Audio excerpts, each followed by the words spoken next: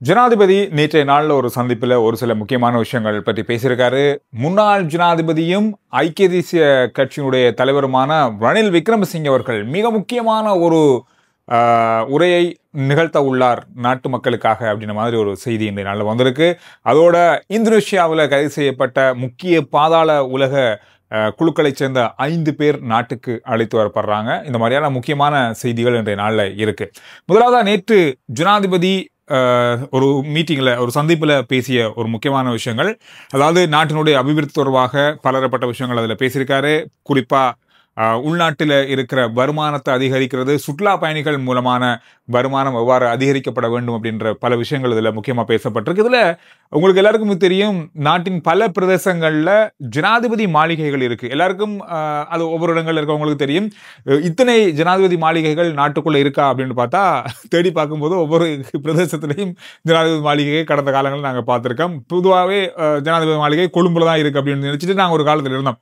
நூரலியா, மஹியங்கன, இந்த மாதிரி கதிர்காமம் ஆகிய பிரதேசங்களில் இருக்கிற ஜனாதிபதி மாளிகைகள் அமைச்சர்களுடைய உத்தியோகபூர்வ இல்லங்கள், அதாவது அரசாங்கத்தால் வழங்கப்படுகின்ற இல்லங்கள், ஹாஸ்டல்கள், குவார்டர்ஸ்கள், ஏகப்பட்ட விஷயங்கள் இருக்கு.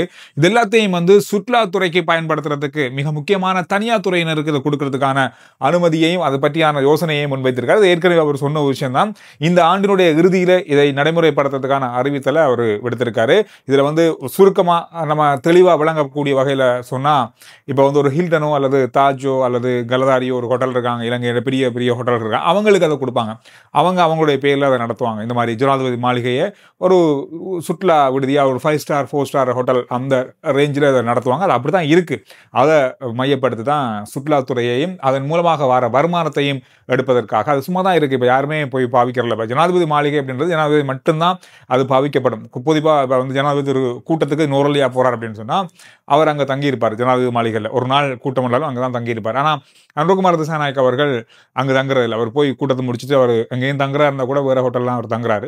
ஜனாதிபதி மாளிகை அவர் போக மாட்டேன் ஏற்கனவே சொல்லியிருந்தார். கொழும்பை மட்டும்தான் பாவிக்கிறாங்க. அதுவும் அவர் தங்குறதுக்காக இல்லை. முக்கிய பிரமுகர், ராஜதந்திரிகள், வெளிநாட்டு தூதுவர்கள், இந்த மாதிரி முக்கியமான அரசியல் சந்திப்புகளுக்கு மட்டும்தான் இலங்கையில் இருக்கிற கொழும்பில் இருக்கிற ஜனாதிபதி மாளிகையே பயன்படுத்தப்படுது. மற்றபடி அது பயன்பாட்டில் இல்லை. எனவே இந்த மாதிரி விஷயங்களுக்காக அது சும்மா இருக்கு அப்படின்றதுக்காக, அதனால வருமானத்தை ஈட்டுக் கொள்ளணும் அப்படின்ற ஒரு நோக்கத்தோட இது நடத்தப்படுது. செப்டம்பர் மாதத்துக்கு பிறகு இன்னும் பல இடங்கள் சுற்றுலாத்துறைக்காக கொண்டு வரப்படலாம்னு சொல்லப்படுது. பல ஜனாதிபதிகள் இருக்கிற, முன்னாள் ஜனாதிபதிகள் இருக்கிற வீடுகள் கூட அதுக்கு பயன்படுத்தப்படலாம். பார்ப்போம். செப்டம்பர் மாதம் ஒரு சின்ன கலவரம் ஒன்று இருக்கத்தான் செய்யுது. பல விஷயங்கள் இதுல நடக்க போகுது. அதுக்கு நாங்க பொறுத்து பார்க்கலாம். சரி, முன்னாள் ஜனாதிபதி ரணில் விக்ரமசிங்கே அவர்கள் நேற்றைய நாளில் கொழும்பு தேசிய வைத்தியசாலையிலிருந்து சிகிச்சைகள் முடிந்து அவர் வீடு போனாலும் அவர் ஓய்வில் இருக்கணும், அவருக்கு சிகிச்சைகள் தொடர்ச்சியாக வீட்டிலிருந்து வழங்கப்பட வேண்டும் வைத்தியர்கள் சொன்னாலும் கூட பல சந்திப்புகள் அவர் வீட்டு பக்கமாக நடந்து வருவதாக சொல்லப்படுது.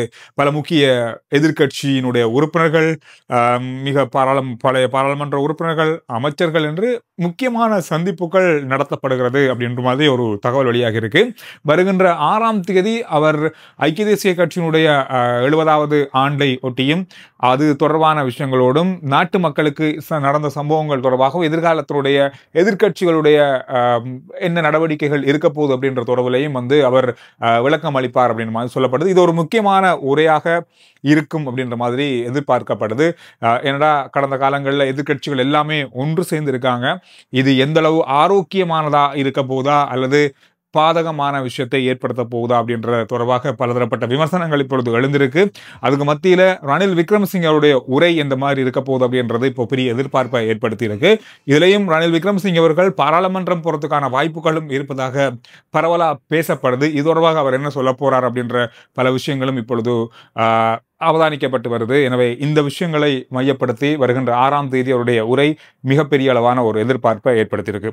இதோட நம்மாக்கள் என்ன சொன்னாலும் திருந்த மாட்டாங்க அப்படின்ற மாதிரி சொல்லக்கூடிய இன்னொரு வசனம் தான், கடந்த 24 மணித்தியாலத்தில் நாட்டில் இடம்பெற்ற விபத்துக்களால் 6 பேர், கிட்டத்தட்ட 6 பேர் உயிரிழந்திருக்காங்க அப்படின்ற கணக்கு வெளியாக இருக்கு. பாருங்க, ஒரு நாளைக்கு இந்த மாதிரி பெரிய அளவான விபத்துக்கள் ஏற்படுறது மிகப்பெரிய அளவான வருத்தத்தை ஏற்படுத்தி இருக்கு. இதோட கல்முனை போலீஸ் பிரிவுக்குட்பட்ட பிரதேசங்களில் போலீசார் நடத்திய போக்குவரத்து சோதனைகளில் 25க்கும் அதிகமான மோட்டார் சைக்கிள்கள் பறிமுதலாகி அவர்களுக்கு எதிரான வழக்குகள் தாக்கல் செய்யப்பட்டிருக்கு. குறிப்பாக எதுக்காகன்னு சொன்னால், லைசன்ஸ் இல்லாமல் ஓடி இருக்காங்க, இன்சூரன்ஸ் இல்லாமல் ஓடி இருக்காங்க. ஹெல்மெட் இல்லாமல் ஒருத்தருக்கு ஒரு பைக்கில் 2 பேர் தான் போகலாம்டா மேலதிகமான அவர்கள் போய் பிடிபட்டிருக்காங்க. அதிவேகமாக மோட்டார் பைக்கை செலுத்தியிருக்காங்க. இந்த மாதிரியான குற்றச்சாட்டுகள் அடிப்படையில் ஒரு நாள்லேயே அந்த பிரதேசத்தில் மட்டுமே 25 பைக்குகள் அதில் கைது செய்யப்பட்டிருக்கிறது. அது போலீசாரிடம் கையகப்படுத்தப்பட்டிருக்கிறது. உருவான வழக்குகள் அதுக்கு பிறகு தான் இந்த விஷயங்கள் எல்லாம் மீள பெற்றுக்கொள்ளலாம் அப்படின்ற மாதிரி சொல்லப்பட்டிருக்கு. இது கடந்த நாட்களில் அந்த பிரதேசத்தில் இடம்பெற்ற அதிகளவான விபத்துக்களை தொடர்ந்து இந்த சோதனை நடவடிக்கை ஏற்படுத்தப்பட்டதாக சொல்லப்படுது. இது அங்கே மட்டும் இல்லை, நாட்டின் பல பிரதேசங்களில் இப்படியான சோதனைகள் நடத்தினா ஒரு நாளைக்கு 25,000 மோட்டார் சைக்கிள்களே பறிமுதல் செய்யக்கூடிய மாதிரி இருக்கும். அந்த அளவுக்கு தான் மோட்டார் பைக்கில் ஓடுறாங்க நிறைய பேர். அந்த அளவு மோசமான வேகமாகவும் எந்த அளவில் எப்படி பாதைகள் இருக்குது, வீட்டுக்குள்ளே பைக் ஓடுற மாதிரி ஓடிட்டு இருக்காங்க. அந்த அளவு சொந்த வீட்டுக்குள்ளே ஓடுற மாதிரி யாருமே இல்லை, நம்ம வீடு தானே அப்படின்ற மாதிரி வாகனம் ஓடுறது, பைக் ஓடுறது எல்லாம் பெரிய அளவான பாரதூரமான விபத்துக்களை ஏற்படுத்துகிற ஆபத்தான விஷயங்களாக மாறிக்கொண்டிருக்கு நாட்டில். இது ஒரு சுவாரஸ்யமான செய்தி. கடந்த நாளில் உங்களுக்கு தெரியும், அஞ்சல் திணைக்கள ஊழியர்கள் வேலைநிறுத்தம் ஒன்றை நடத்தியிருந்தாங்க. இதனால பலதரப்பட்ட கடிதங்கள், பொதிகள் தேங்கியிருந்தன. ஆனால் இப்பவும் கூட இலங்கை மத்திய திணைக்களத்தில், அஞ்சல் திணைக்களத்தில் கிட்டத்தட்ட 1 கோடிக்கும் அதிகமான அஞ்சல் பொதிகள் தேங்கியிருப்பதாக சொல்லப்படுது. இதுக்கு காரணம் என்னன்னு தேடி பார்க்கும்போது, கடந்த நாட்களில் அரசாங்கத்தால் தம் பிரிண்ட் வருகையை உறுதிப்படுத்துறதுக்கான கைவிரல் அடையாளம் பதிக்கப்பட்ட மெஷின் பொருத்தப்பட்டமை, மேலதிக கொடுப்பனவுகள் நிறுத்தப்பட்டமை. இதன் காரணமாக இந்த கடிதங்களும் பொதிகளும் தேங்கி இருக்கிறது மத்திய அஞ்சல் திணைக்களத்தில். இது எந்த அளவுக்கு பெரிய விஷயம் பாருங்க. ஒரு கிழமையிலேயே இந்த அளவுக்கு இருக்கு. ஒரு நாளைக்கு 2 மில்லியன் 20 லட்சம் கடிதங்கள் சேகரிக்கப்படுகிறது கொழும்பு மத்திய அஞ்சல் நிலையத்தில். பாருங்க எவ்வளவு பெரிய தொகை ஒரு நாளைக்கு. இப்போ வருகின்ற 4ஆம் தேதி வரை இவர்களுக்கு வழங்கப்படுகின்ற மேலதிக கொடுப்பனவுகளை மீளாய்வு அல்லது பரிசோதனை செய்வதற்காக ஒரு குழு அமைக்கப்பட்டிருக்கு.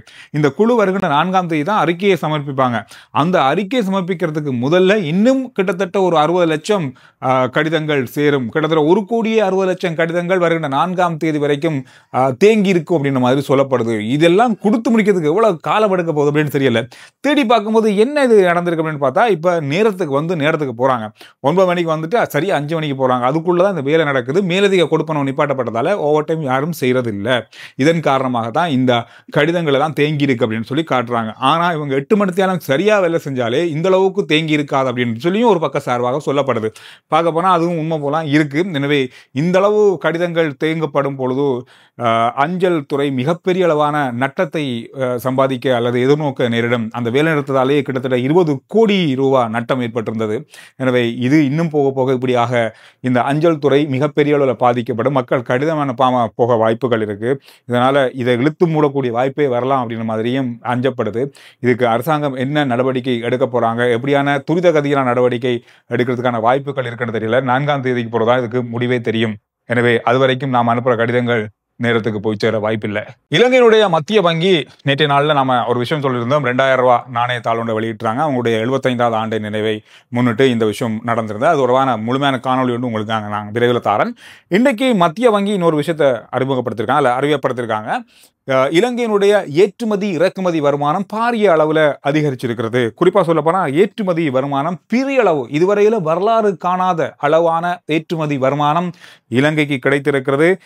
ஜனவரி முதல் ஜூலை மாதம் வரைக்கும் 12 பில்லியன் அமெரிக்க டாலர்கள் 36,000 லட்சம் கோடி ரூபாய் வருமானம் வந்திருக்கு நாட்டுக்கு. இதுவரைக்கும் இந்த அளவு வருமானம் இலங்கைக்கு வந்ததில்லை அப்படின்ற மாதிரி சொல்லப்படுது. 36,000 லட்சம் கோடி என்றா பெரிய தொகை. அது மட்டும் இல்லாமல் ஜூலை மாதத்தில், கடந்த மாதத்தில் மட்டும் 1.3 பில்லியன் அமெரிக்க டாலர்களுக்கு ஏற்றுமதி. இது ஒரு மாசத்துல இதுவரையும் ஏற்றுமதியினுடைய அதிக தொகை அப்படின்னு சொல்லப்படுது. 39,000 கோடி ரூபாய் ஒரு மாசத்திலே நம்ம ஏற்றுமதி செஞ்சிருக்கோம். எனவே இந்த மாசத்திலிருந்து அது இன்னும் கொஞ்சம் மாறும் அல்லது கொஞ்சம் குறைய வாய்ப்பு இருக்குன்னு சொல்லப்படுது. காரணம் அமெரிக்காவினுடைய டாக்ஸினால இதை எப்படி இருக்க போகுதுன்றதை இன்னும் 2 மாதங்களில் நாங்கள் அறிந்து கொள்ளக்கூடியதாக இருக்கும். அதே போல வாகன இறக்குமதி அப்படின்றது ஜூலை மாசத்துல மட்டும் 93 மில்லியன் 5,700 கோடி ரூபாய்க்கு வாகனம் வரைக்கும் ஒரு மாசத்துல. ஜனவரியிலிருந்து ஜூலை வரைக்கும் நாம 668 மில்லியன், அதாவது 20,000 கோடிக்கு நாங்கள் வாகனம் வரைக்கும். இதுல இன்னும் ஒரு முக்கியமான சுவாரஸ்யமான விஷயம் என்னன்னு சொன்னா, அதிகரிச்சிருக்கிற விஷயம் வெளிநாடுகளில் நாம நம்முடைய நண்பர்கள், உறவினர்கள், சொந்தக்காரர்கள் வேலை செய்றாங்க. சவுதியோ சவுதியோ கட்டாரோ துபாயோ உலகத்தின பல நாடுகளில் வேலை செய்கிறாங்க. அவங்க இப்போ வங்கிகள் மூலமாக பணம் அனுப்ப ஆரம்பிச்சிருக்காங்க. அந்த வங்கிகள் மூலமாக அனுப்பப்பட்ட பணம் ஜனவரியிலிருந்து ஜூலை வரைக்குமான காலப்பகுதிக்குள்ள மாத்திரமே 673 மில்லியன் அமெரிக்க டாலர்கள்.